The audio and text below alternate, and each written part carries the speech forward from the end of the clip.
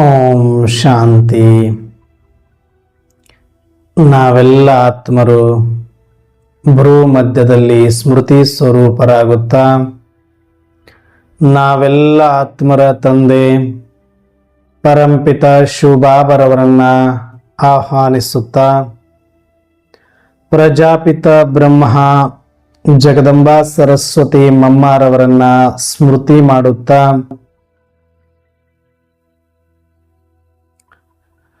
ನಾವೆಲ್ಲ ಪ್ರತಿದಿನದಂತೆ ಈ ದಿನವೂ ಸಹ ಈ ಒಂದು ಮುರಳಿ ಚಿಂತನೆಯಲ್ಲಿ ಭಾಗವಹಿಸಿರುವ ನನ್ನೆಲ್ಲ ಸಹೋದರ ಆತ್ಮರಿಗೆ ಆತ್ಮೀಯವಾದ ಸ್ವಾಗತ, ಸುಸ್ವಾಗತ.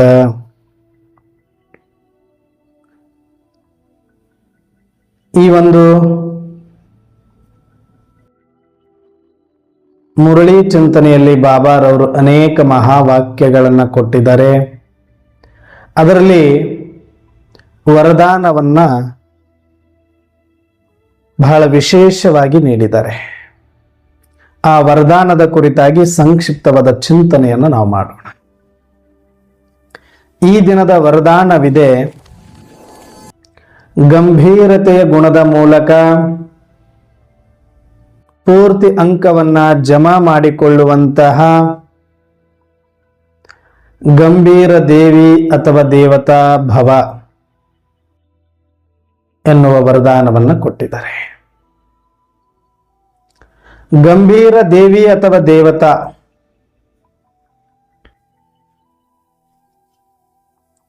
ಈ ಒಂದು ವರದಾನ ನಮ್ಮೆಲ್ಲರಿಗೂ ಕೂಡ ಬಹಳ ಆಳವಾದ ಚಿಂತನೆಯಲ್ಲಿ ತೆಗೆದುಕೊಂಡು ಹೋಗುವ ಮತ್ತು ಬಹಳವಾಗಿ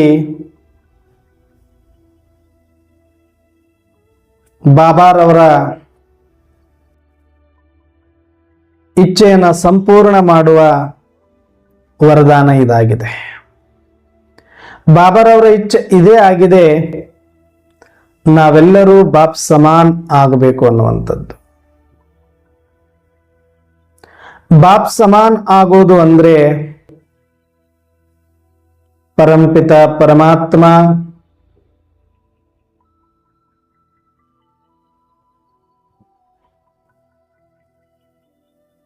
ನಾವೆಲ್ಲ ಮಕ್ಕಳನ್ನು ತನ್ನ ಸಮಾನ ಸಂಪೂರ್ಣ ಸಂಪನ್ನ ಸಂತೃಪ್ತರನ್ನಾಗಿ ಮಾಡಿಕೊಳ್ಬೇಕು ಅನ್ನುವಂಥದ್ದು. ನಾವು ಬಾಪ್ ಸಮಾನ ಆಗಬೇಕು, ಸಂಪೂರ್ಣ ಸಂಪನ್ನ ಆಗಬೇಕು ಅಂದ್ರೆ ಬಾಬಾರವರು ಕೊಟ್ಟಿರುವ ವರದಾನಗಳನ್ನ ಬಹಳ ಗಂಭೀರವಾಗಿ ತೆಗೆದುಕೊಳ್ಳಬೇಕು. ಅರ್ಥಾತ್ ಅಷ್ಟು ನಾವು ಜೀವನದಲ್ಲಿ ಧಾರಣಾಯುಕ್ತರಾಗಬೇಕಾಗ್ತದೆ. ಏನು ಧಾರಣ?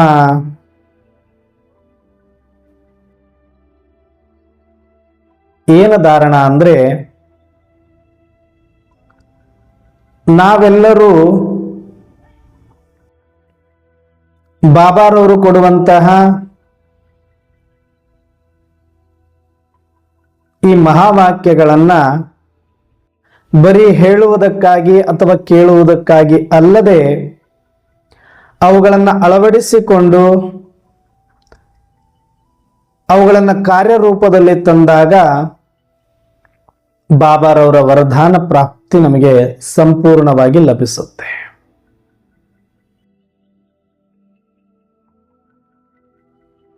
ಬಾಬಾರವರ ಪ್ರತಿಯೊಂದು ಮಾತುಗಳನ್ನ ಗಂಭೀರವಾಗಿ ತೆಗೆದುಕೊಳ್ಳಬೇಕು ಅನ್ನೋದೇ ಇವತ್ತಿನ ವರದಾನದ ವಿಶೇಷತೆಯಾಗಿದೆ. ಆದರೆ ಇವತ್ತು ವರದಾನವು ಒಂದು ವಿಶೇಷ ಯಾಕೆ ಅಂತಂದ್ರೆ ಗಂಭೀರತೆಯ ಗುಣದ ಮೂಲಕ ಪೂರ್ತಿ ಅಂಕ ಪಡಿಬಹುದು ಅಂತ ಹೇಳಿದ್ದಾರೆ. ನೋಡಿ, ನಾವು ಹೇಳ್ತೀವಿ ಎಷ್ಟೋ ಸಲ, ಯಾಕ್ರಿ ಹಿಂಗಿರ್ಬೇಕು, ಸ್ವಲ್ಪ ಎಲ್ಲರಿಗೂ ಖುಷಿ ಖುಷಿಯಾಗಿ ಜಾಲಿಯಾಗಿರ್ಬೇಕು, ಫ್ರೀ ಆಗಿರ್ಬೇಕು, ಯಾವಾಗ ನೋಡಿದ್ರಷ್ಟು ಗಂಭೀರವಾಗಿ ಯಾಕಿರ್ತೀರಿ, ಏನೋ ಆಲೋಚನೆಯಲ್ಲಿ ಮುಳುಗಿರ್ತೀರಿ, ಯಾವುದೋ ಧ್ಯಾನದಲ್ಲಿ ಇರ್ತೀರಿ ಅಂತ ಬಹಳ ಜನ ಒಬ್ಬೊಬ್ಬರನ್ನ ನೋಡಿದಾಗ ಅನ್ಸುತ್ತೆ ಮತ್ತು ಹೇಳ್ತಾರೆ ಕೂಡ. ಅವ್ರು ಹೆಂಗಿರ್ತಾರೆ ಗಂಭೀರವಾಗಿದ್ದವರು ಅಂದ್ರೆ ಅವರು ಬಹಳ ಏಕಾಂತದಲ್ಲಿ ಇರಲಿಕ್ಕೆ ಇಷ್ಟಪಡ್ತಾರೆ. ಹಾಗಂತೆ ಬಾಬಾರವರ ಜ್ಞಾನ ಏಕಾಂತವಾಗಿರೋದನ್ನ ಕಲಿಸಿಲ್ಲ. ಅಂಗಸಂಗದಲ್ಲಿ ಇರಬೇಕು, ಪರಿವಾರದ ಮಧ್ಯೆ ಇರಬೇಕು, ಸಮಾಜ ಸೇವೆಯಲ್ಲಿ ಇರಬೇಕು ನಿಜ, ಆದರೆ ಒಳಗಡೆ ಸದಾ ಏಕಾಂತವಾಗಿರುತ್ತಾರೆ. ಮತ್ತು ಕಾರ್ಯನಿಮಿತ್ತ ಮಾತ್ರ ಅವರು ಪರಿವಾರದ ಜೊತೆ ಇರ್ತಾರೆ ಬಿಟ್ರೆ, ಅನ್ಯ ಆತ್ಮರ ಜೊತೆಗೂಡ್ತಾರೆ ಬಿಟ್ರೆ, ಯಾವಾಗಲೂ ಏಕಾಂತವಾಗಿ ಇರ್ಲಿಕ್ಕೇನೆ ಬಯಸ್ತಾರೆ ಅವರು. ಯಾರು ಗಂಭೀರ ಆಗಿರ್ತಾರೆ ಅವರ ಲಕ್ಷಣಗಳಿದು. ಮತ್ತು ಸಾಧ್ಯವಾದಷ್ಟು ಅವರು ಮೌನಿ ಆಗಿರ್ಲಿಕ್ಕೆ ಇಷ್ಟಪಡ್ತಾರೆ. ಜಾಸ್ತಿ ಮಾತುಗಳನ್ನು ಆಡೋದಿಲ್ಲ ಅವರು. ಯಾಕೆ ಅಂದ್ರೆ ಅವರು ಸದಾ ಅಂತರ್ಮುಖಿ ಆಗಿರ್ಲಿಕ್ಕೆ ಬಯಸ್ತಾರೆ. ಗಂಭೀರತೆಯಲ್ಲಿ ಇರುವವರ ಲಕ್ಷಣ ಏನು? ಬಾಬರವರು ಹೇಳಿದರೆ, ಗಂಭೀರತೆಯ ಗುಣದ ಮೂಲಕ ಪೂರ್ತಿ ಅಂಕಗಳನ್ನು ಜಮಾ ಮಾಡಿಕೊಳ್ಳುವಂತಹ ಗಂಭೀರ ದೇವಿ ಅಥವಾ ದೇವತಾ ಭವ ಅಂತ ಕೊಟ್ಟಿದ್ದಾರಂದ್ರೆ, ಗಂಭೀರ ದೇವಿ ಗಂಭೀರ ದೇವ ಅಂತನೂ ದೇವತೆಗಳಿದ್ದಾರೆ ಅಂತ. ಅದು ಕೂಡ ಒಂದು ದೈವಿ ಗುಣ ಅಂತ ಇವತ್ತು ಬಾಬರವರು ಅಂಡರ್ಲೈನ್ ಮಾಡಿ ಹೇಳಿಕೊಟ್ಟಂಗಿದೆ. ಅದು ಗಂಭೀರತೆ ಅನ್ನೋದು ಎಲ್ಲರಿಗೂ ಬರೋದಿಲ್ಲ, ಮನುಷ್ಯ ಮಾತ್ರರಿಗೆ. ಇದು ದೈವಿ ಗುಣ ಅನ್ನುವಂಥದ್ದು ಕೂಡ ಎಲ್ಲರಿಗೂ ಅರ್ಥ ಮಾಡಿಸುವ ಪ್ರಯತ್ನ ಪಟ್ಟಿದ್ದಾರೆ ಇವತ್ತು. ಆ ಗಂಭೀರತೆ ಇರೋರು ಹೆಂಗಿರ್ತಾರೆ ಅಂದ್ರೆ, ಮೊದಲೇ ಹೇಳಿದಂಗೆ ಏಕಾಂತವನ್ನ ಬಯಸ್ತಾರೆ, ಒಬ್ಬಂಟಿಯಾಗಿರ್ಲಿಕ್ಕೆ ಬಯಸ್ತಾರೆ. ಕಾರ್ಯನಿಮಿತ್ತ ಹಾಗಂತ ಸೇವೆ ಮಾಡದೆ ಸನ್ಯಾಸಿಗಳ ತರ ವೈರಾಗಿ ಇರ್ತಿರಂತ ಅಲ್ಲ, ಎಲ್ಲರ ಮಧ್ಯೆ ಇದ್ದು ಸೇವಾರ್ಥವಾಗಿ ಎಷ್ಟು ಬೇಕೋ ಅಷ್ಟೇ ಕೂಡಿ ಮತ್ತೆ ಅದರಿಂದ ಡಿಟ್ಯಾಚ್ ಆಗಿಬಿಡ್ತಾರೆ. ಏಕಾಂಗಿ ಆಗಿರೋದು ಅಂದ್ರೆ ಎಲ್ಲದರಿಂದ ನ್ಯಾರ ಇರಲಿಕ್ಕೆ ಬಯಸ್ತಾರೆ. ವಸ್ತು, ವ್ಯಕ್ತಿ, ವಿಷಯ, ಪೋಸ್ಟ್, ಪೊಸಿಷನ್ ಏನೇ ಇದ್ರೂ ಕೂಡ ಅದನ್ನ ಆ ಕಾರ್ಯ ನಿಮಿತ್ತ ಪಾತ್ರವನ್ನ ಮಾಡಬೇಕು, ಅದರಿಂದ ಡಿಟ್ಯಾಚ್ ಆಗ್ಬಿಡ್ಬೇಕು. ಅದರಲ್ಲೇ ಇಡೀ ದಿನ ಕಾಲ ಕಳೆಯುವವರಲ್ಲ. ಅದು ಸೇವೆನೇ ಆಗಿರ್ಬೋದು, ಅದು ಮುರುಳಿನೇ ಆಗಿರ್ಬೋದು, ಅದು ಪರಿವಾರನೇ ಆಗಿರ್ಬೋದು, ಅದು ಯಾವುದೇ ಇದ್ರೂ ಕೂಡ ಇಡೀ ದಿನ ಅದರೊಳಗಡೆ ಮುಳುಗಿರುವಂತ ವ್ಯಕ್ತಿತ್ವ ಅವ್ರದ್ದಾಗಿರಲ್ಲ. ಎಷ್ಟು ಸಾಧ್ಯನೋ ಅಷ್ಟು ಬೇಗ ಅದನ್ನ ಮುಗಿಸಿ ಆದಷ್ಟು ಬೇಗ ಅದರಿಂದ ಡಿಟ್ಯಾಚ್, ಅದರಿಂದ ನ್ಯಾರ, ಅದರಿಂದ ದೂರ, ಏಕಾಂತದಲ್ಲಿ ಇರಲಿಕ್ಕೆ ಬಯಸ್ತಾರೆ. ಇನ್ನು ಎರಡನೇ ಲಕ್ಷಣ ಹೇಳಿದ್ವಿ, ಅವರು ಸದಾ ಸ್ವಲ್ಪ ಮೌನವನ್ನ ಬಯಸ್ತಾರೆ. ಮೌನವನ್ನ ಬಯಸ್ತಾರೆ. ಯಾಕೆ ಅಂದ್ರೆ ಅವರಿಗೆ ಬಹಿರಂಗಕ್ಕಿಂತ ಅಂತರಂಗದಲ್ಲಿ ಇರೋದೇ ಇಷ್ಟ ಆಗತ್ತೆ ಜಾಸ್ತಿ. ಯಾರು ಗಂಭೀರದಲ್ಲಿ ಇರ್ತಾರೆ ಅವರು.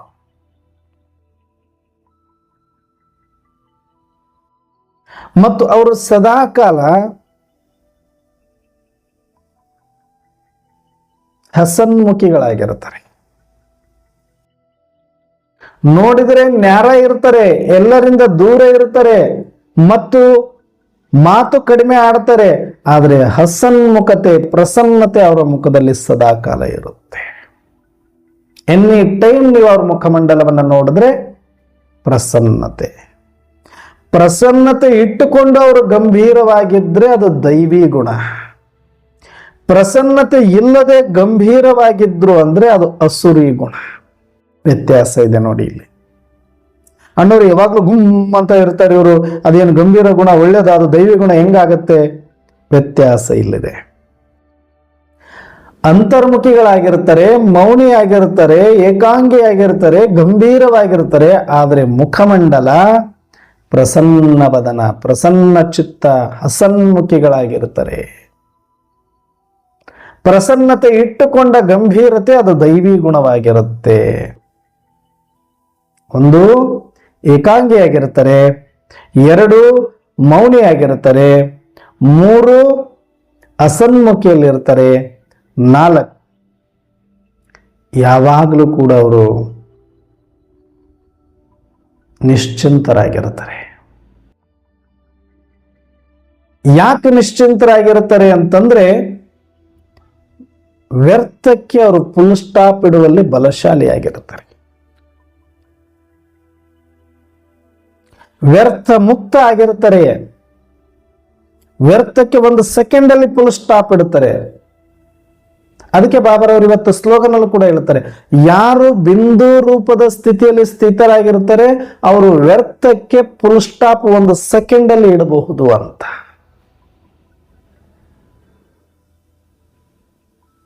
ಈ ಗಂಭೀರವಾಗಿರ್ತಾರೆ, ಅದು ದೈವಿ ಗುಣ ಆಗಿರುತ್ತದೆ, ಅದು ಪ್ರಸನ್ನವಾಗಿರುತ್ತಾರೆ, ಮೌನಿಯಾಗಿರುತ್ತಾರೆ, ಏಕಾಂಗಿಯಾಗಿರ್ತಾರೆ ಅಂದ್ರೆ ಅವರು ಸದಾಕಾಲ ಬಿಂದು ಸ್ಥಿತಿಯಲ್ಲಿ ಇರಲಿಕ್ಕೆ ಇಷ್ಟಪಡ್ತಾರೆ. ಬಿಂದು ಸ್ಥಿತಿ ಅಂದ್ರೆ ಅದು ಸಾರ ಸ್ವರೂಪದಲ್ಲಿ ಇರಲಿಕ್ಕೆ ಇಷ್ಟಪಡ್ತಾರೆ. ಅವರು ವಿಸ್ತಾರದಲ್ಲಿ ಹೋಗ್ಲಿಕ್ಕೆ ಇಷ್ಟ ಆಗೋದಿಲ್ಲ, ಅವರು ಸಾರದಲ್ಲಿ ಬರ್ಲಿಕ್ಕೆ ಇಷ್ಟ.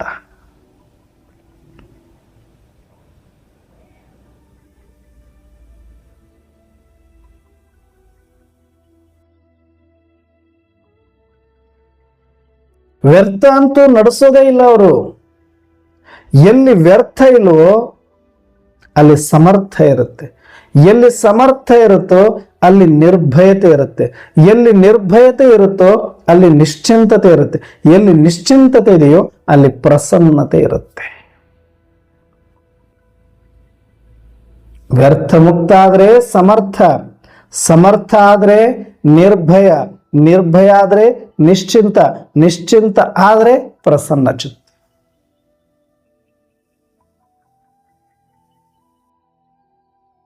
ಅವರು ಯಾವಾಗಲೂ ಬಿಂದು ಸ್ವರೂಪ, ಸಾರ ಸ್ವರೂಪ, ವ್ಯರ್ಥ ಮುಕ್ತ ಸ್ವರೂಪ, ಸಮರ್ಥ ಸ್ವರೂಪ, ಸಂಪನ್ನ ಸ್ವರೂಪ, ಸಂಪೂರ್ಣ ಸ್ವರೂಪ, ಸಂತೃಪ್ತ ಸ್ವರೂಪ. ಯಾರು ಬಿಂದು ಸ್ವರೂಪದಲ್ಲಿ ಸಂತೃಪ್ತರಾಗಿದ್ದಾರೋ ಅವರಿಗೆ ಯಾವ ಅತೃಪ್ತಿನೇ ಇರೋದಿಲ್ಲ, ಅಸಮಾಧಾನ ಇರೋದಿಲ್ಲ, ಅಶಾಂತಿ ಇರೋದಿಲ್ಲ, ಭಯ, ಚಿಂತೆ, ದುಃಖ ಅವ್ರ ಹತ್ರನೂ ಸುಳಿಯೋದಿಲ್ಲ. ಹಾಗಾಗಿ ಅವರು ಏಕಾಂಗಿಯಾಗಿರುವ ಆಸಕ್ತಿಯಲ್ಲಿರ್ತಾರೆ. ಯಾಕೆ ಅಂದ್ರೆ ಅವರಿಗೆ ಯಾವುದರ ಅವಶ್ಯಕತೆಯಾಗಲಿ ಅನಿವಾರ್ಯತೆಯಾಗಲಿ ಬೀಳೋದೇ ಇಲ್ಲ. ಯಾಕೆ? ಯಾಕಂದ್ರೆ ಅವರು ಸ್ವತಃ ಸಾರದಲ್ಲಿ ಬಿಂದು ಸ್ವರೂಪದಲ್ಲಿ ಸಂತೃಪ್ತರಾಗಿರೋದ್ರಿಂದ ಅತೃಪ್ತಿ ಇಲ್ಲ. ಅತೃಪ್ತಿ ಇಲ್ಲ ಅಂದ್ರೆ ಯಾವುದರ ಅವಶ್ಯಕತೆ ಇಲ್ಲ, ಅನಿವಾರ್ಯತೆ ಇಲ್ಲ.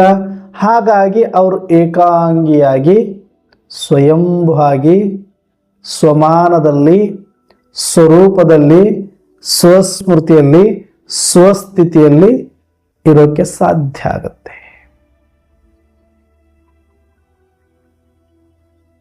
ಯಾಕಂದ್ರೆ ಅವರು ಪರಾವಲಂಬಿಗಳಾಗಿರೋದಿಲ್ಲ, ಸ್ವ ಅವಲಂಬಿಗಳು. ಸ್ವ ಅವಲಂಬಿ ಅಂದ್ರೆ ತನ್ನ ಆತ್ಮದ ಮೇಲೆ ಅವರಿಗೆ ನಿಷ್ಠೆ,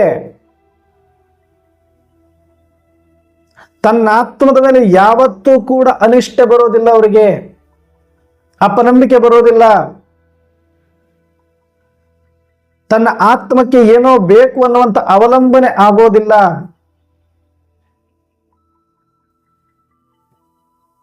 ಅವರು ತನ್ನ ಆತ್ಮದ ಮೇಲೆ ಅವಲಂಬಿತ ಆಗಿರೋದ್ರಿಂದ, ತನ್ನ ಆತ್ಮ ಸಂಪೂರ್ಣ ಸಂಪನ್ನತೆಯ ಅನುಭವ ಅವರು ಮಾಡ್ತಾನೆ ಇರೋದ್ರಿಂದ ಪರಾವಲಂಬನೆಯ ಅವಶ್ಯಕತೆ ಬೀಳೋದಿಲ್ಲ.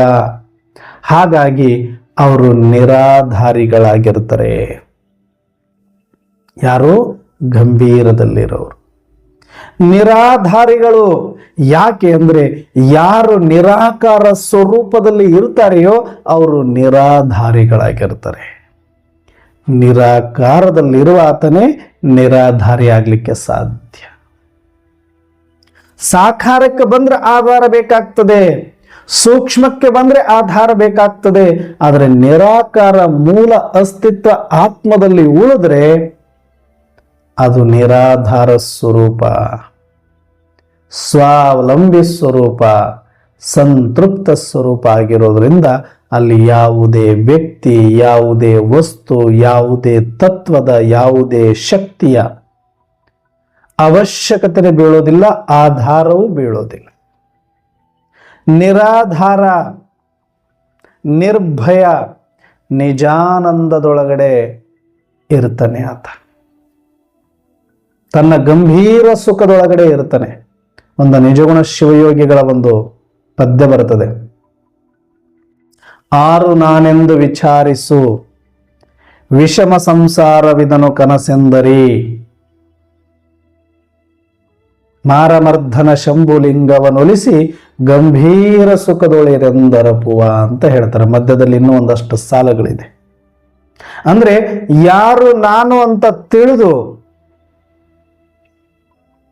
ವಿಷಮ ಸಂಸಾರ ಇದು ಒಂದು ಕನಸು, ಇದು ಒಂದು ಪಾತ್ರ ಅಂತ ತಿಳಿದು, ಮಾರಮರ್ಧನ ಶಂಭುಲಿಂಗವ ಪರಮಾತ್ಮನನ್ನ ಒಲಿಸಿಕೊಂಡು, ನಿನ್ನಾತ್ಮದ ಯಾರು ನೀನಂತ ತಿಳಿದಿರುವ ಆ ಅರಿವಿನ ಸ್ಮೃತಿಯೊಳಗಡೆ ಗಂಭೀರ ಸುಖದೊಳಿರೆಂದ್ ಅರಪುವ. ನಿಜಗೊಂಡ್ರೆ ಹೇಳೋದಿದು. ಅದಕ್ಕೆ ಗಂಭೀರ ಸುಖ ಅಂತಾನೆ ಬಳಸಿದ್ರು. ಅವರು ಕೂಡ ಗಂಭೀರವಾಗಿದ್ದವರಿಗೆ ಮಾತ್ರ ಸುಖ ಲಭಿಸ್ತದೆ. ಹುಡುಗಾಟಿಕೆಗೆ ಬರೋದಲ್ಲ ಅದು, ಚಂಚಲತೆಗೆ ಬರೋದಲ್ಲ ಅದು,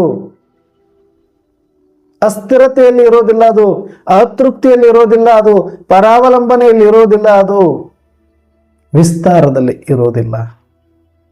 ಸಾರದಲ್ಲಿ ಇರಬೇಕು, ಸ್ವರೂಪದಲ್ಲಿ ಇರಬೇಕು, ನಿರಾಕಾರದಲ್ಲಿ ಇರಬೇಕು, ಸಂತೃಪ್ತ ಆಗಿರಬೇಕು.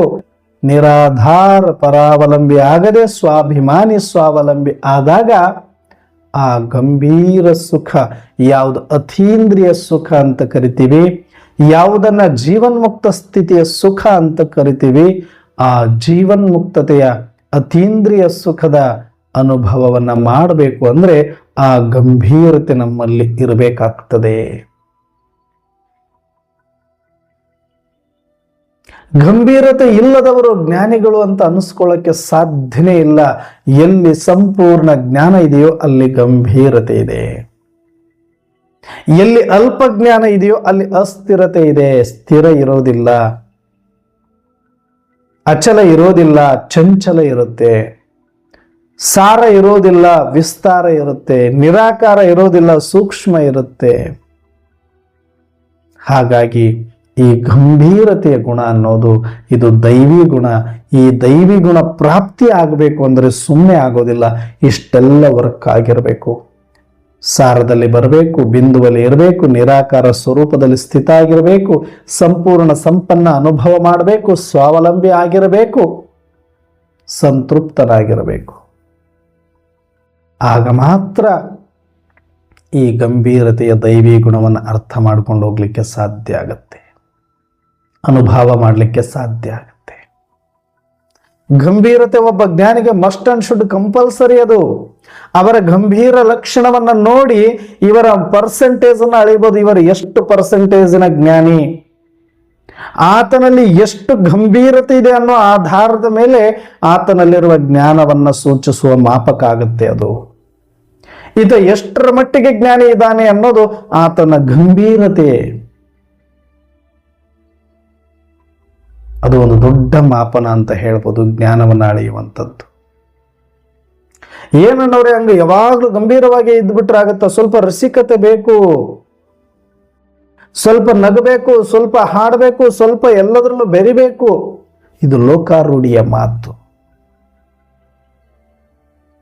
ಇದು ಲೋಕಾರೂಢಿಯ ಮಾತು. ಇದು ಲೌಕಿಕ ಮಾತು, ಅಲೌಕಿಕ ಮಾತಲ್ಲ. ಇದನ್ನು ಬಹಳ ಗಂಭೀರವಾಗಿ ತಗೊಳ್ಳೋ ಅವಶ್ಯಕತೆ ಇಲ್ಲ ನಾವು. ಬಾಬಾರವ್ರೇನು ಹಿಂಗಿರ ಕೇಳಿದಾರೇನು? ಬಾಬಾರವ್ರೇನು ಮಾತಾಡಬೇಡ ಅಂತ ಹೇಳಿದಾರೇನು? ಬಾಬಾರವ್ರೇನು ಸನ್ಯಾಸಿಗಳ ತರ ಏಕಾಂಗಿ ಇರ ಕೇಳಿದಾರೇನು? ಈ ತರ ಪ್ರಶ್ನೆ ಮಾಡೋರು ಬಹಳ ಜನ ಇದಾರೆ. ಯಾಕೆ ಅಂದ್ರೆ ಅವ್ರು ಇನ್ನೂ ಲೌಕಿಕ ಭ್ರಮೆಯಿಂದ ಹೊರಗಡೆ ಬಂದಿಲ್ಲ. ಲೌಕಿಕ ಪ್ರಜ್ಞೆ ಮಾತುಗಳಿಂದ ಹೊರಗಡೆ ಬಂದವರಲ್ಲ ಅವ್ರು ಯಾರು. ಅವ್ರ ಮಾತುಗಳನ್ನ ಗಂಭೀರವಾಗಿ ಯಾರು ತೆಗೆದುಕೊಳ್ಳೋ ಅವಶ್ಯಕತೆ ಇಲ್ಲ. ಯಾರು ಅಲೌಕಿಕದಲ್ಲಿದ್ದೀರಿ, ಯಾರು ಅಪರಿಮಿತವಾದ ಸಾಧನೆಯನ್ನ ಮಾಡ್ಬೇಕು ಅನ್ಕೊಂಡಿದ್ದೀರಿ, ಆದ್ರೆ ಬಾಪ್ ಸಮಾನ ಆಗಬೇಕು, ಅತೀಂದ್ರಿಯ ಸುಖವನ್ನ ಅನುಭವಿಸಲೇಬೇಕು, ಆ ಬೀಜ ರೂಪ ಬಿಂದು ರೂಪ ಸ್ಥಿತಿಯಲ್ಲಿ ಇದ್ದುಕೊಂಡು ಸಮರ್ಥ ಸಂತೃಪ್ತನಾಗಬೇಕು ಅಂತ ಅಂದುಕೊಂಡಿದ್ರೆ ಇವರು ಯಾರ ಮಾತಿಗೂ ಕಿವಿಗೊಡುವ ಅವಶ್ಯಕತೆ ಇಲ್ಲ. ಎಷ್ಟು ಸಾಧ್ಯನೋ ಅಷ್ಟು ಗಂಭೀರತೆಯಲ್ಲಿ ಇರಿ, ಎಷ್ಟು ಸಾಧ್ಯನೋ ಅಷ್ಟು ಏಕಾಂತದಲ್ಲಿ ಇರಿ, ಎಷ್ಟು ಸಾಧ್ಯನೋ ಅಷ್ಟು ಅಂತರ್ಮುಖಿ, ಎಷ್ಟು ಸಾಧ್ಯನೋ ಅಷ್ಟು ವ್ಯರ್ಥ ಮುಕ್ತ, ಎಷ್ಟು ಸಾಧ್ಯನೋ ಅಷ್ಟು ಸಾರಸ್ವರೂಪ ಬಿಂದು ಸ್ವರೂಪ, ಸಂತೃಪ್ತ ಸ್ವರೂಪ, ನಿರಾಕಾರ ಸ್ವರೂಪ, ಹಸನ್ಮುಖ ಸ್ವರೂಪದಲ್ಲಿ ಇರಿ. ಸ್ವಲ್ಪ ನೀವು ಗಂಭೀರತೆ ನಿಮ್ಮಲ್ಲಿ ಬಂತು ಅಂದ್ರೆ ಅದನ್ನ ಟೀಸ್ ಮಾಡೋರ ಸಂಖ್ಯೆ ಏನು ಕಡಿಮೆ ಇಲ್ಲ ನಮ್ಮಲ್ಲಿ. ಯಾಕಂದ್ರೆ ಅವ್ರ ಮಟ್ಟ ಅದನ್ನು ತೋರಿಸ್ತದೆ. ಯಾರು ಗಂಭೀರ ಆಗಿರೋರನ್ನ ಕಂಡ್ರೆ ಕೆಲವರಿಗೆ ಆಗಲ್ಲ. ಯಾರು ಸದಾಕಾಲ ಕರ್ಮದಲ್ಲಿ ಮುಳುಗಿರಬೇಕು ಅಂತಾರೆ, ಯಾರು ಸದಾಕಾಲ ಬಹಿರಂಗದಲ್ಲಿ ಇರಬೇಕು ಅಂತಾರೆ, ಯಾರು ಸದಾ ಮಾತಲ್ಲೇ ಇರಬೇಕಂತಾರೆ, ಶಬ್ದದಲ್ಲಿ ವ್ಯರ್ಥದಲ್ಲಿ ಇರಬೇಕಂತಾರೋ ಅವರಿಗೂ ಗಂಭೀರತೆಗೂ ಆಗ ಬರೋದಿಲ್ಲ. ಗಂಭೀರತೆ ಗುಣ ಇರಲಿ, ಗಂಭೀರತೆ ಇರೋರ್ನ ಕಂಡ್ರು ಅವ್ರಿಗೆ ಆಗ ಬರೋದಿಲ್ಲ. ಯಾಕಂದ್ರೆ ಅದಕ್ಕೂ ಇದಕ್ಕೂ ಡೆಡ್ ಅಪೋಸಿಟ್. ಇದು ಲೌಕಿಕ ಪ್ರಜ್ಞೆ, ಗಂಭೀರತೆ ಅಲೌಕಿಕ ಪ್ರಜ್ಞೆ. ಗಂಭೀರತೆ ಇಲ್ಲದವರನ್ನ ಜ್ಞಾನಿಗಳಂತ ಎಂದೂ ಒಪ್ಪಿಕೊಳ್ಳಲೇಬೇಡಿ.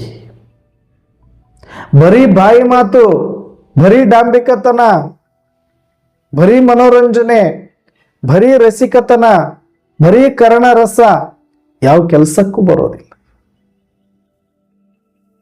ಯಾವ ಕೆಲಸಕ್ಕೂ ಬರೋದಿಲ್ಲ. ಹಾಗಂತ ರಸಿಕತೆ ಇರಲ್ವಾ ಅವ್ರ ಹತ್ರ ಅಂದ್ರೆ ಖಂಡಿತವಾಗಿ ಇರುತ್ತೆ. ಎಷ್ಟು ಬೇಕು ಅಷ್ಟೇ ಇರುತ್ತೆ. ನೋಡಿ, ಈಗ ಬಾಬಾರವರು ನಾವು ಮಿಲನ ಮಾಡ್ಲಿಕ್ಕೆ ಹೋಗ್ತೀವಿ. ದಾದಿ ಗುಲ್ಜಾರ್ದಿ, ನಾವು ಬ್ರಹ್ಮ ಬಾಬಾರವ್ರನ್ನಂತೂ ನೋಡ್ಲಿಲ್ಲ. ಗುಲ್ಜಾರ್ ದಾದೀಜಿಯವರ ಶರೀರದಲ್ಲಿ ಸ್ವಯಂ ಪರಮಾತ್ಮ ಶಿವ ಅವತರಣೆ ಆಗೋದನ್ನ ನಾವು ಪ್ರತ್ಯಕ್ಷವಾಗಿ ಕಂಡಿದ್ದೀವಿ, ಅನುಭವ ಮಾಡಿದ್ದೀವಿ.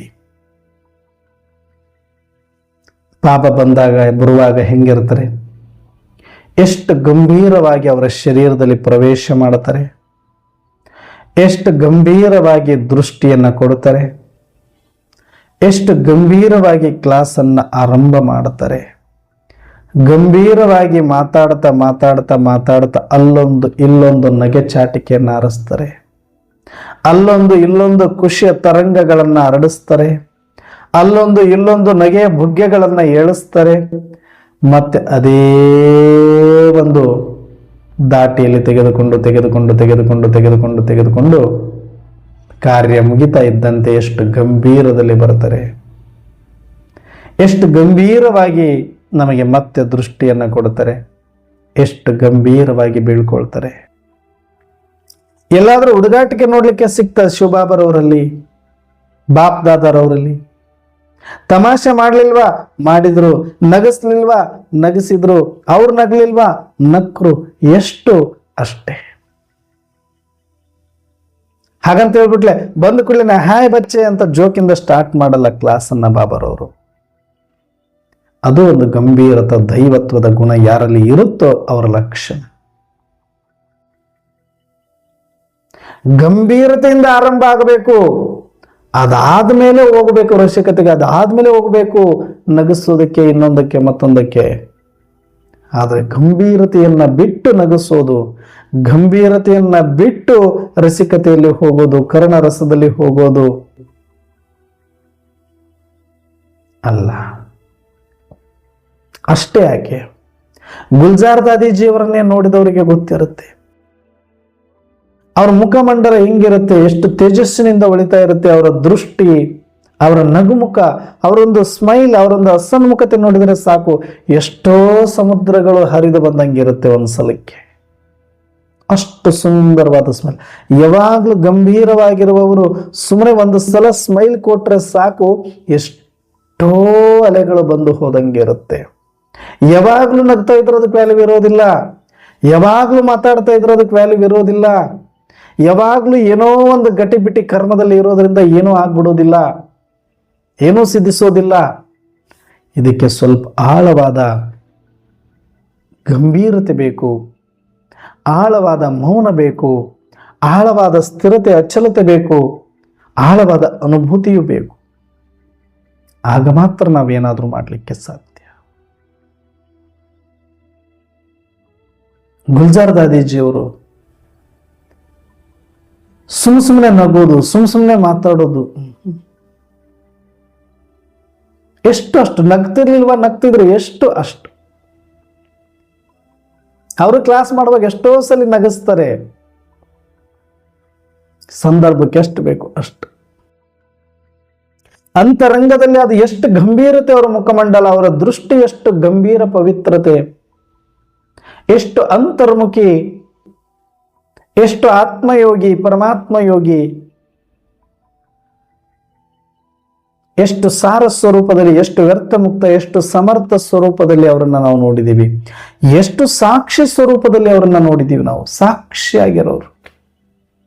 ಅವ್ರದ್ದು ಉದಾಹರಣೆ ಸಾಕಷ್ಟು ಸಲ ನಾನು ಹೇಳಿದ್ದೀನಿ. ಸಾಕ್ಷಿ ಸ್ಥಿತಿ, ಯಾರಲ್ಲಿ ಗಂಭೀರತೆ ಇರುತ್ತೆ ಅವರು ಸಾಕ್ಷಿಯಾಗಿ ಬಿಡುತ್ತಾರೆ.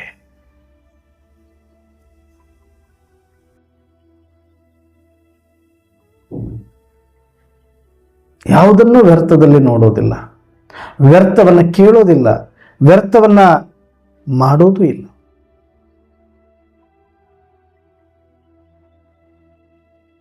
ಯಾಕಂದ್ರೆ ಅವ್ರು ವ್ಯರ್ಥ ಮುಕ್ತ ಆಗಿರ್ತಾರೆ. ಜೋರಾಗಿ ಮಾತಾಡೋದು, ಜೋರಾಗಿ ಕೂಗಾಡೋದು, ಜೋರಾಗಿ ನಗಾಡೋದು. ಏನೋ ಬಾಬನ ಮಕ್ಕಳು ಜ್ಞಾನಿಗಳು ಖುಷಿಯಲ್ಲಿರ್ಬೇಕು, ಖುಷಿ ನಶಿಲಿರ್ಬೇಕು, ಬಾಬಾ ಹೇಳ್ತಾರೆ ಅಂತ 24 ಗಂಟೆ ನಕ್ಕೊಂಡಿರೋದಲ್ಲ, 24 ಗಂಟೆ ಆಶೆ ಮಾಡ್ಕೊಂಡಿರೋದಲ್ಲ. ಅದು ಲೌಕಿಕದ ರೂಢಿ, ಅದು ಅಲೌಕಿಕದಲ್ಲಿ ಬಂದಿದ್ದೀವಿ. ವೇಷದಲ್ಲಿ, ಸಂಪ್ರದಾಯದಲ್ಲಿ ನಾವು ಬ್ರಹ್ಮಕುಮಾರಿ ಆಗಿದ್ರೆ ಸಾಲದು, ಆ ಗಂಭೀರತೆಯಲ್ಲೂ ಕೂಡ ಆಗಬೇಕಾಗ್ತದೆ. ಜ್ಞಾನದ ಸ್ವರೂಪವೇ ಗಂಭೀರತೆ. ಆ ಗಂಭೀರತೆ ಇದ್ದಲ್ಲಿ ಮಾತ್ರ ಜ್ಞಾನ ಸಂಪನ್ನತೆ, ಇಲ್ಲದ ಹೊರತು ಇಲ್ಲ. ಇದು ಎಲ್ಲರಿಗೂ ಲಭಿಸೋದು ಇಲ್ಲ. ಸ್ಥೂಲ ಸಂಪ್ರದಾಯದಿಂದ ಬ್ರಾಹ್ಮಣರಾಗಿದ್ದೀವಿ, ಆದರೆ ಅಂತರಂಗದಿಂದ ಸತ್ಯ ಬ್ರಾಹ್ಮಣ ಯಾರು ಅಂದ್ರೆ ಯಾರಲ್ಲಿ ಗಂಭೀರತೆಯ ದೈವಿ ಗುಣ ಇದೆಯೋ, ಯಾರಲ್ಲಿ ಪ್ರಸನ್ನ ಚಿತ್ತತೆ ಇದೆಯೋ, ಯಾರಲ್ಲಿ ವ್ಯರ್ಥ ಮುಕ್ತತೆ ಇದೆಯೋ, ಯಾರಲ್ಲಿ ಮೌನ ಇದೆಯೋ, ಅಂತರ್ಮುಖತೆ ಇದೆಯೋ, ಯಾರಲ್ಲಿ ಸಾರ ಇದೆಯೋ, ಯಾರಲ್ಲಿ ಸಾಕ್ಷಿತ್ವ ಇದೆಯೋ, ಯಾರು ಸಮದೃಷ್ಟಿಯಲ್ಲಿದ್ದಾರೋ, ಯಾರು ಸಂತೃಪ್ತರಿದ್ದಾರೋ ಅವರು ಮಾತ್ರ ಧಾರಣಾಯುಕ್ತ ಬ್ರಾಹ್ಮಣರು. ಸಂಪ್ರದಾಯದ ಬ್ರಾಹ್ಮಣರು ಬೇರೆ, ಸಂಸ್ಕಾರದ ಬ್ರಾಹ್ಮಣರು ಬೇರೆ. ನಾವು ಬರೀ ಸಂಪ್ರದಾಯದ ಬ್ರಾಹ್ಮಣರಾದ್ರೆ ಕೆಲಸ ಆಗೋದಿಲ್ಲ. ಸಂಸ್ಕಾರವಂತ ಬ್ರಾಹ್ಮಣಾತ್ಮರಾದಾಗ ಬಾಪ್ ಸಮಾನ್, ವಿಶ್ವ ಸೇವಾದಾರಿ, ಮಾಸ್ಟರ್ ರಚಯಿತ, ಮಾಸ್ಟರ್ ಭಗವಾನ್ ಆಗುವಂತ ಸಾಧ್ಯತೆಗಳಿರುತ್ತೆ. ಹಾಗಾಗಿ ಹೆಂಗೂ ನಾವು ಮಾಡ್ತಾ ಇದ್ದೀವಿ. ನಾವು ಮಾಸ್ಟರ್ ಬ್ರಹ್ಮ, ಮಾಸ್ಟರ್ ಮಮ್ಮ ಒಬ್ಬೊಬ್ಬರಾಗಿ ತಯಾರಾಗಬೇಕು, ಮಾಸ್ಟರ್ ದಾದಿಯರಾಗಿ ತಯಾರಾಗಬೇಕು ನಾವೆಲ್ಲ. ಅಂತಿಮ ಸಮಯ ಬಂದಿದೆ. ಈಗಲಾದರೂ ಕೂಡ ಈ ವಿಷಯವನ್ನು ಗಂಭೀರವಾಗಿ ತೆಗೆದುಕೊಳ್ಳದೆ ಇದ್ರೆ ಗಂಭೀರತೆಯ ದೇವಿ ಅಥವಾ ದೇವತಾ ಆಗ್ಲಿಕ್ಕೆ ಸಾಧ್ಯನೇ ಆಗೋದಿಲ್ಲ.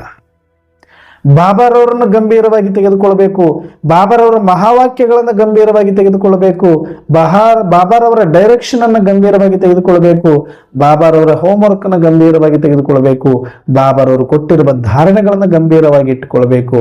ಆಗ ಮಾತ್ರ ಗಂಭೀರತೆಯ ದೇವಿ ಅಥವಾ ದೇವತೆ ಆಗ್ಲಿಕ್ಕೆ ಸಾಧ್ಯ ಇದೆ. ನಾವು ಕೂಡ ಬಾಬಾರವರಿಗೆ ಇದೇ ಹೇಳೋಣ, ಬಾಬಾ ನಾವು ಎಲ್ಲೋ ಹೇಗೋ ಪ್ರಾಣಿಗಳಿಗಿಂತ ಕರಕಷ್ಟವಾಗಿ ಬದುಕ್ತಾ ಇದ್ದೀವಿ. ನಮ್ಮ ಜೀವನದ ಬೆಲೆ ನಮಗೆ ಗೊತ್ತಿರಲಿಲ್ಲ, ಹಾಗಾಗಿ ಬಹಳ ಈಸಿಯಾಗಿ ತೆಗೆದುಕೊಂಡಿದ್ವಿ. ನಮ್ಮ ಮಹತ್ವ ಏನು, ನಮ್ಮ ಚರಿತ್ರೆ ಏನು, ನಮ್ಮ ಚಾರಿತ್ರ್ಯ ಎಂಥದ್ದು ಎನ್ನುವಂಥ ಸತ್ಯ ಗೊತ್ತಿರಲಿಲ್ಲ.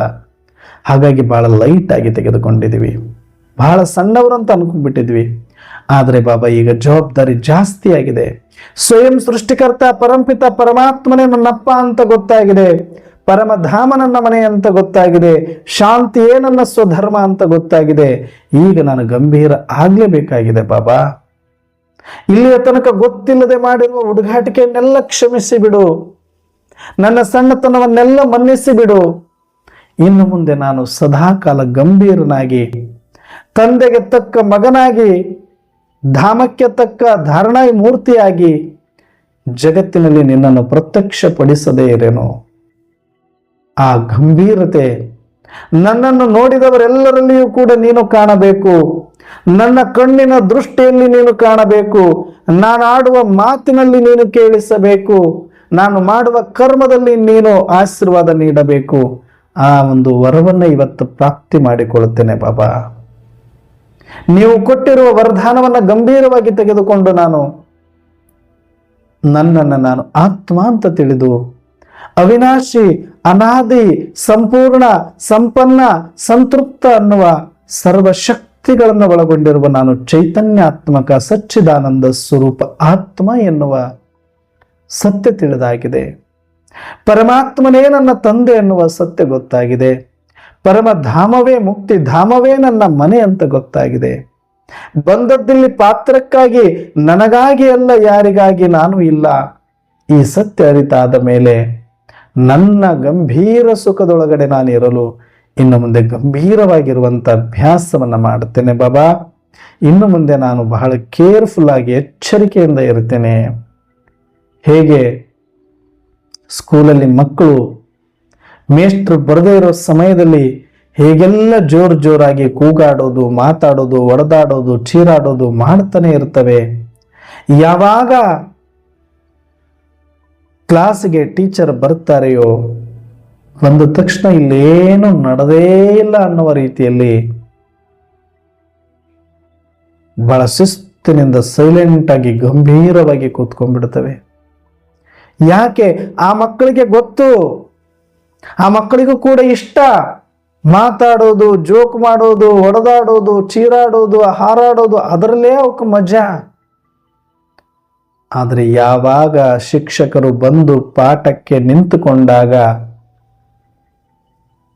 ಈಗ ನಾವು ಹುಡುಗಾಟಿಕೆ ಮಾಡುವ ಸಮಯ ಅಲ್ಲ, ಗಂಭೀರವಾಗಿ ವಿಷಯವನ್ನು ಆಹ್ಲಾದಿಸುವ ಕೇಳುವ ಸಮಯ ಅಂತ ಆ ಚಿಕ್ಕ ಮಕ್ಕಳಿಗೂ ಗೊತ್ತಿರೋದ್ರಿಂದ ಅಷ್ಟು ಅಲರ್ಟ್ ಆಗಿರ್ತಾರೆ.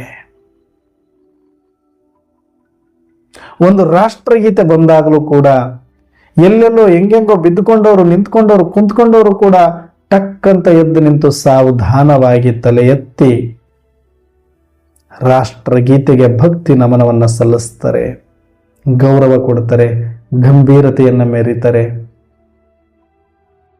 ಆದರೆ ನಾನಿವತ್ತು ಆತ್ಮಜ್ಞಾನಿ, ಪರಮಾತ್ಮ ಸುತ, ಪಾತ್ರಧಾರಿ, ಹೀರೋ ಪಾತ್ರಧಾರಿ. ಇಲ್ಲಿಯ ತನಕ ಪರಮಾತ್ಮ ಬರುವವರೆಗೂ ಕೂಡ, ಪರಮ ಶಿಕ್ಷಕ ಬರುವವರೆಗೂ ಕೂಡ ಹೇಗೆ ಬೇಕಾದ್ರೆ ಹಾಗೆ ಕೂಗಾಡಿದೀವಿ, ಚೀರಾಡಿದೀವಿ, ಹಾರಾಡಿದೀವಿ, ಬಡದಾಡಿದೀವಿ, ಹತ್ತಿದೀವಿ, ನಕ್ಕಿದೀವಿ, ಎಲ್ಲ ಆಗಿದೆ. ಈಗ ಸ್ವಯಂ ಪರಂಪಿತ ಪರಮಾತ್ಮ ಬಂದು ಸೈಲೆನ್ಸ್ ಪ್ಲೀಸ್ ಅಂತ ಬಂದು ಹೇಳಿ ಶಾಂತಿಯ ಸ್ವಧರ್ಮದಲ್ಲಿ ನಮ್ಮನ್ನು ಸ್ಥಿತ ಮಾಡಿ ಆತ್ಮದ ಸ್ಮೃತಿಯನ್ನು ಕೊಟ್ಟು ಸೃಷ್ಟಿಯ ಪಾಠವನ್ನು ಮಾಡ್ತಿದ್ದಾರೆ. ಈಗ ನಾನು ಗಂಭೀರವಾಗಿ ತೆಗೆದುಕೊಳ್ಳುವ ಸಮಯ ಬಂದಿದೆ. ಇಲ್ಲಿಯ ತನಕ ಮಾಡಿರುವ ಹುಡುಗಾಟಿಕೆ ಅದೆಲ್ಲವನ್ನ ಬಿಟ್ಟು, ಅದೆಲ್ಲವನ್ನ ಮರೆತು ಈಗಲಾದರೂ ಕೂಡ ಪರಮ ಶಿಕ್ಷಕ, ಪರಮ ತಂದೆ, ಪರಮ ಸದ್ಗುರು ಬಂದು ಈಶ್ವರಿಯ ವಿಶ್ವವಿದ್ಯಾಲಯದಲ್ಲಿ ನನ್ನ ಕೋಣೆಗೆ ಬಂದು ಪಾಠ ಮಾಡಲು ನಿಂತುಕೊಂಡಿದ್ದಾರೆ ಅಂದಾಗ ನಾನು ಬಹಳ ಗಂಭೀರವಾಗಿ, ಸಾವಧಾನವಾಗಿ ಎದ್ದು ಗೌರವ ಸೂಚಿಸಿ ಅವರು ನುಡಿಸುವ ಪ್ರತಿಯೊಂದು ಮಹಾವಾಕ್ಯವನ್ನು ಗಂಭೀರವಾಗಿ ತೆಗೆದುಕೊಂಡು ಧಾರಣೆಯಲ್ಲಿ ತರಬೇಕಾಗಿದೆ. ಇದು ನಮ್ಮ ಆಹೋ ಸೌಭಾಗ್ಯ. ಇದು ಆತ್ಮ ಕಲ್ಯಾಣ, ಇದು ವಿಶ್ವ ಕಲ್ಯಾಣ, ಇದು ಸ್ವಕಲ್ಯಾಣ. ಇಂಥ ಸ್ವಕಲ್ಯಾಣ, ಆತ್ಮ ಕಲ್ಯಾಣ, ವಿಶ್ವ ಕಲ್ಯಾಣವನ್ನು ಮಾಡುವ ನಾವು ಎಲ್ಲರಂತೆ ಇರಲೂಬಾರದು, ಇರೋಕೆ ಬರಬಾರದು. ನಮಗೆ ಜಾಸ್ತಿ ಜವಾಬ್ದಾರಿ ಇದೆ. ನಮ್ಮ ಮೇಲೆ ದೊಡ್ಡ ಕರ್ತವ್ಯದ ಭಾರ ಇದೆ. ನಾವೀಗ ಸ್ವಲ್ಪವೂ ಹುಡುಗಾಟಿಕೆ ಮಾಡಿದರೆ ಪ್ರಪಂಚದ ಸರ್ವಾತ್ಮರಿಗೂ ಕೂಡ ನಷ್ಟ ಉಂಟಾಗ್ತದೆ. ಈಗ ನಮ್ಮೊಬ್ಬರ ಜವಾಬ್ದಾರಿ ಅಲ್ಲ, ಇಡೀ ವಿಶ್ವದ ಜವಾಬ್ದಾರಿಯನ್ನು ಪರಮಾತ್ಮ ಕೊಟ್ಟಿದ್ದಾನೆ. ಸರ್ವಾತ್ಮರನ್ನು ಪರಿವರ್ತಿಸುವ ಭಾರ ನನ್ನ ಹೆಗಲ ಮೇಲೆ ಹೊರಿಸಿದ್ದಾನೆ.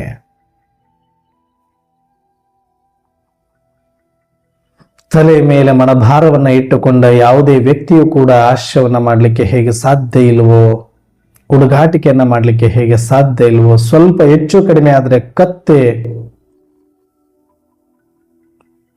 ಮುರಿದು ಬೀಳುತ್ತೆ. ಬಹಳ ಗಂಭೀರವಾಗಿರಬೇಕು ಭಾರವನ್ನ ಹೊತ್ತುಕೊಂಡವರು. ಒಂದು ಅಡಿ ತಪ್ಪಿದರೂ ಕೂಡ, ಒಂದು ಅಡಿ ಜಾರಿದರೂ ಕೂಡ ನಾವು ಬಹಳ ನಷ್ಟವನ್ನು ಅನುಭವಿಸಬೇಕಾಗ್ತದೆ. ಭಾರ ಹೊತ್ತಿರುವ ನಾವು ಇಡುವ ಒಂದೊಂದು ಹೆಜ್ಜೆಯು ಗಟ್ಟಿಯಾಗಿರಬೇಕು, ಗಂಭೀರವಾಗಿರಬೇಕಾಗ್ತದೆ. ಹಾಗೆ ನಾವೆಲ್ಲರೂ ಕೂಡ ವಿಶ್ವದ ಪರಿವರ್ತನೆಯ ಜವಾಬ್ದಾರಿಯ ಭಾರದ ಮೂಟೆಯನ್ನು ಹೊತ್ತಿರುವವರು ನಾವೆಲ್ಲ ಬ್ರಹ್ಮ ಕುಮಾರ ಕುಮಾರಿಯರು. ನಾವಿಡುವ ಒಂದೊಂದು ಹೆಜ್ಜೆಯು ಕೂಡ ಬಹಳ ಗಂಭೀರವಾಗಿ ಅರ್ಥಪೂರ್ಣವಾಗಿ ಇಡಬೇಕಾಗಿದೆ, ಪ್ರಾಮಾಣಿಕವಾಗಿ ಇಡಬೇಕಾಗಿದೆ. ಯಾರಿಗೋ ತೋರಿಸುವುದಕ್ಕಾಗಿ ನಾವು ಬದುಕಬೇಕಾಗಿಲ್ಲ, ಯಾರಿಗೋ ತೋರಿಸುವುದಕ್ಕಾಗಿ ನಾವು ಸೇವೆ ಮಾಡಬೇಕಾಗಿಲ್ಲ, ಯಾರಿಗೋ ತೋರಿಸುವುದಕ್ಕಾಗಿ ನಾವು ಪುರುಷಾರ್ಥ ಮಾಡುವುದಲ್ಲ. ನನ್ನ ಸ್ವಕಲ್ಯಾಣದಿಂದ ವಿಶ್ವ ಕಲ್ಯಾಣವನ್ನ ಮಾಡುವ ಸದುದ್ದೇಶದಿಂದ ನಾನು ಬಾಬಾರವರ ಜ್ಞಾನವನ್ನ ಗಂಭೀರವಾಗಿ ತೆಗೆದುಕೊಂಡಿದ್ದೇನೆ. ಈ ಗಂಭೀರತೆಯನ್ನು ಅಳವಡಿಸಿಕೊಳ್ತೇನೆ. ಈ ಗಂಭೀರತೆಯಿಂದಲೇ ನನ್ನ ಕಲ್ಯಾಣ ವಿಶ್ವ ಕಲ್ಯಾಣವನ್ನ ಮಾಡ್ತೇನೆ ಅನ್ನುವಂಥ ಕಂಕಣವನ್ನ ಇವತ್ತು ನಾವು ಕಟ್ಟಿಕೊಳ್ಳುವ ಸಮಯ ಬಂದಿದೆ. ನಮ್ಮನ್ನ ನೋಡಿದ್ರೆ ಯಾರಾದರೂ ಲೌಕಿಕದವರು ಮಾತನಾಡಿಸ್ಲಿಕ್ಕೆ ಹೆದರಬೇಕು. ನಮ್ಮ ಹತ್ರ ನಿಂತುಕೊಂಡಲ್ಲ, ಕುಂತುಕೊಂಡು ಮಾತಾಡೋದಕ್ಕೂ ಕೂಡ ಭಯ ಪಡಬೇಕು. ಅಷ್ಟು ನಮ್ಮಲ್ಲಿ ಗಂಭೀರತೆ ಪ್ರತ್ಯಕ್ಷ ಆಗಬೇಕು. ಹಾಗಂತ ನಾವು ಎದುರಿಸಬೇಕು, ಭಯಪಡಿಸಬೇಕು ಅಂತಲ್ಲ. ಮುಖದಲ್ಲಿ ಪ್ರಸನ್ನತೆ ಇರಲಿ, ಆದ್ರೆ ಹತ್ರ ಬರುವಷ್ಟು ಇರಬಾರದು. ಬಂದ ಹೆಗಲ ಮೇಲೆ ಕೈ ಹಾಕುವಷ್ಟು ಇರಬಾರದು. ಮಿನಿಮಮ್ ಅಷ್ಟು ಡಿಸ್ಟೆನ್ಸ್ ಮೇಂಟೈನ್ ಮಾಡುವಷ್ಟಾದ್ರೂ ಗಂಭೀರತೆ ಇರಬೇಕು. ಅದು ನಾವಾಗಿ ಮಾಡೋದಲ್ಲ, ಅದು ವಿಕಾರಿ ಗುಣ. ಅದು ತಾನಾಗಿ ಅವರಿಗೆ ಅನ್ನಿಸಬೇಕು, ಅದು ದೈವಿ ಗಂಭೀರತೆ. ಹಾಗಾಗಿ ಗಂಭೀರತೆಯ ಗುಣವನ್ನು ನಾವು ಅಳವಡಿಸಿಕೊಳ್ಳೋದು ಅಂದ್ರೆ ಕಣ್ಣಿನಲ್ಲಿ ಪ್ರಖರವಾದ ಕಾಂತಿ, ಮನದಲ್ಲಿ ಆಳವಾದ ಶಾಂತಿ, ಅಚಲವಾದ ನಿಶ್ಚಲವಾದಂಥ ಸಂತೃಪ್ತಿ ಸದಾಕಾಲ ಅನುಭವದಲ್ಲಿ ನಾನಿದ್ದಾಗ ನನಗೆ ವಿಶ್ವದ ಪ್ರತಿಯೊಂದು ಆತ್ಮಗಳ ಕಲ್ಯಾಣವೇ ಕಾಣಿಸಬೇಕು. ವಿಶ್ವದ ಪ್ರತಿಯೊಂದು ತತ್ವದ ಪ್ರತಿಯೊಂದು ಶುಭ ಚಿಂತನೆ ನನಗೆ ನಡಿಬೇಕು. ನನ್ನ ಜವಾಬ್ದಾರಿ, ನನ್ನ ಕರ್ತವ್ಯವೇ ಹೆಜ್ಜೆ ಹೆಜ್ಜೆಯಲ್ಲಿ ನೆನಪಾಗಬೇಕು. ಯಾರಿಗೆ ಕುಟುಂಬದ, ಸಮಾಜದ, ದೇಶದ ಜವಾಬ್ದಾರಿ, ವಿಶ್ವದ ಜವಾಬ್ದಾರಿ ಜಾಸ್ತಿ ಇದೆಯೋ ಅವರ ಗಂಭೀರತೆಯು ಅಷ್ಟೇ ಹೆಚ್ಚಾಗಿರುತ್ತೆ. ಏನೂ ಜವಾಬ್ದಾರಿ ಇಲ್ಲದೆ ಅರಳಿಕಟ್ಟೆಯಲ್ಲಿ ಕೂತ್ಕೊಂಡು ಹರಟೆ ಹೊಡೆಯೋರ ತರ ಒಬ್ಬ ಮುಖ್ಯಮಂತ್ರಿ, ಒಬ್ಬ ಪ್ರಧಾನಮಂತ್ರಿ ಮಾಡ್ಲಿಕ್ಕೆ ಆಗೋದಿಲ್ಲ. ಅರಳಿಕಟ್ಟೆಯಲ್ಲಿ ಕೂತ್ಕೊಂಡು ಹರಟೆ ಹೊಡೆಯೋರ್ಗೆ ಏನು ಭಾಳ್ರಿ ನಮ್ದು ದೊಡ್ಡ ಸಂಸಾರದೊಳಗಿದ್ರಿ, ಏನು ಸಂಸಾರ, 3 ಗಂಟೆ ಹಾಕಿದೆ, ಒಂದು 3 ವರ್ಷದೊಳಗಡೆ ಒಂದು ಮಗು, 1-2 ಮಗು ಮಾಡಿಕೊಂಡು ಇದು ಸಂಸಾರ ಸಂಸಾರ ಭಾರ ಭಾರ. ಆ ಭಾರ ಇದ್ದಿದ್ದು ಅರಳಿಕಟ್ಟೆಯಲ್ಲಿ ಬಂದು ಹರಟೆ ಹೊಡಿಯಕ್ಕಾಗ್ತಿತ್ತ ನೀನು? ಎಲ್ಲರೂ ಸೇರಿ ಎಲ್ಲ ಊಟ ಮಾಡೋದು ಭಾರ, ಇದಲ್ಲ ಭಾರ. ಬರೀ ಒಂದು ಕುಟುಂಬದ, ಒಂದು ಮನೆಯ ಜವಾಬ್ದಾರಿ ತಗೊಂಡಿರೋದು ಭಾರ ಅಲ್ಲ. ಯಾರು ಊರ ಜವಾಬ್ದಾರಿ ತಗೊಂಡಿದ್ದಾರೆ, ಯಾರು ಸಮಾಜದ ಜವಾಬ್ದಾರಿ ತಗೊಂಡಿದ್ದಾರೆ, ಯಾರು ಧರ್ಮದ ಜವಾಬ್ದಾರಿ ತಗೊಂಡಿದ್ದಾರೆ, ಯಾರು ದೇಶದ ಜವಾಬ್ದಾರಿ ತಗೊಂಡಿದ್ದಾರೆ, ಯಾರು ವಿಶ್ವದ ಜವಾಬ್ದಾರಿ ತಗೊಂಡಿದ್ದಾರೆ, ಅದು ಭಾರ. ಅವ್ರು ಹರಟೆ ಹೊಡಿತಾರೆ, ಹುಡುಗಾಟಿಕೆ ಮಾಡ್ತಾರೆ, ನಗಾಡ್ತಾರೆ, ಜೋರಾಗಿ ಎದ್ವಾ ತದ್ವಾ ಇದಾರೆ ಅಂದ್ರೆ ಅವ್ರನ್ನ ನೀವು ಗಂಭೀರವಾಗಿ ತೆಗೆದುಕೊಳ್ಬೇಡಿ. ಯಾಕಂದ್ರೆ ಅವ್ರಿಗೆ ಯಾವುದು ಭಾರನೇ ಇಲ್ಲದವರು, ಅರ್ಥಾರ್ಥ ಕರ್ತವ್ಯ ಇಲ್ಲದವರು, ಜವಾಬ್ದಾರಿ ಇಲ್ಲದವರು, ನಿಷ್ಪ್ರಯೋಜಕರು. ಅವ್ರ ಪಾತ್ರ ಅಂತ ಅನ್ಕೊಳ್ಳೋಣ ಅಷ್ಟೇ. ಅವ್ರನ್ನ ಗಂಭೀರವಾಗಿ ತೆಗೆದುಕೊಳ್ಬೇಡಿ. ಅದೇ ಯಾರಿಗೆ ಒಂದು ಊರ ಜವಾಬ್ದಾರಿ ಇದೆಯೋ, ರಾಜ್ಯದ ಜವಾಬ್ದಾರಿ ಇದೆಯೋ, ಅವ್ರು ಆ ಥರ ಮಾಡಕ್ಕೆ ಹೇಳಿ ನೋಡೋಣ. ಮಾಡಲ್ಲ ಅವರು. ಯಾಕೆ ಅಂದರೆ ಅವರಿಗೆ ಜವಾಬ್ದಾರಿ ಇರುತ್ತೆ, ಭಾರ ಇದೆ ತಲೆ ಮೇಲೆ ಅವರಿಗೆ. ಒಬ್ಬ ದೇಶದ ಪ್ರಧಾನಿ, ಒಬ್ಬ ರಾಜ್ಯದ ಮುಖ್ಯಮಂತ್ರಿ ಆದರೆ ಅಥವಾ ಒಂದು ವಾರ್ಡ್ ಮೆಂಬರ್ ಆದರೆ ಆತನದೇ ಆದಂಥ ಜವಾಬ್ದಾರಿ ಎಷ್ಟು ಹೆಚ್ಚಾಗುತ್ತೋ ಅಷ್ಟು ಸೈಲೆನ್ಸಲ್ಲಿ ಬರ್ತಾರೆ, ಗಂಭೀರತೆಯಲ್ಲಿ ಬರ್ತಾರೆ, ಏಕಾಂತದಲ್ಲಿ ಬರ್ತಾರೆ. ಅವರಾಡುವ ಮಾತುಗಳು ಅಷ್ಟೇ ತೂಕವಾಗಿರುತ್ತವೆ. ಹಾಗೆ ನಾವು ಕೂಡ, ನಾವು ಬರೀ ಒಂದು ಗ್ರಾಮದ, ಒಂದು ರಾಜ್ಯದ, ಒಂದು ದೇಶದ ಅಲ್ಲ, ಇಡೀ ವಿಶ್ವದ ಬರೀ ಮನುಷ್ಯಾತ್ಮರಲ್ಲ, ಸಕಲ ಜೀವಾತ್ಮರಿಗೆ, ತತ್ವಗಳಿಗೂ ಕೂಡ ಶಕ್ತಿಯನ್ನು ಕೊಟ್ಟು ಸರ್ವರ ಕಲ್ಯಾಣವನ್ನು ಮಾಡಬೇಕಾಗಿರುವಂಥ ದೊಡ್ಡ ಜವಾಬ್ದಾರಿ, ಪರಮಾತ್ಮನ ಸಮಾನ ಜವಾಬ್ದಾರಿ ಇಟ್ಟುಕೊಂಡಿರುವ ನಾವು ಅಂಥ ಕರ್ತವ್ಯದ ಭಾರವನ್ನು ಹೊತ್ತುಕೊಂಡಿದ್ದೇವೆ ಅಂದರೆ ನಾವಾಡುವ ಮಾತು, ನೋಡುವ ನೋಟ, ಮಾಡುವ ಕರ್ಮ, ಇಡುವ ಪ್ರತಿಯೊಂದು ಹೆಜ್ಜೆಯೂ ಕೂಡ ಬಹಳ ಗಟ್ಟಿಯಾಗಿ ಇಟ್ಟು ಜಗತ್ತಿಗೆ ಗಂಭೀರ ದೇವಿ ದೇವತಾ ಪ್ರತ್ಯಕ್ಷತೆಯನ್ನು ಮಾಡೋಣ ಅಂತ ಹೇಳ್ತಾ ಇವತ್ತಿನ ಚಿಂತನೆಯನ್ನು ಮುಕ್ತಾಯ ಮಾಡೋಣ. ಅಚ್ಚ ಓಂ ಶಾಂತಿ.